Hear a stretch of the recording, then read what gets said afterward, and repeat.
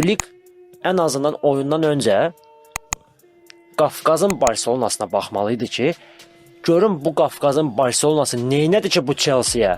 Chelsea heç-heçəyə razılaşdı Tofiq Bəhramovda. Bilirsiniz bu nə deməkdir? Yəni oyunda dominant olan tərəf Qarabağ idi. Okey, Qarabağ bizim fəxrimizdir, Qarabağ gözəl işlər görür. Amma gəlin biraz obyektiv olaq da, əlbəttə ki, Qarabağın heyəti ilə Barsat heyəti bir deyil. 15-20 milyonluq heyətlə Chelsea futbol dərsi verir.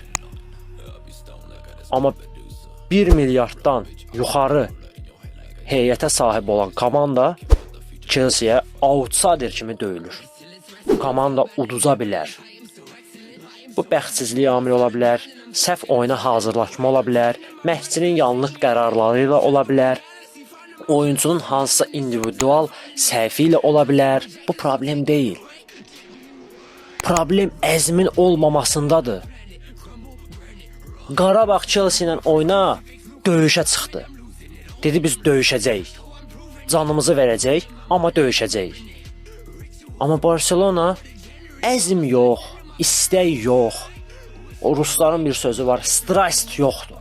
Komandada mental lider yoxdur. Problem bundadır.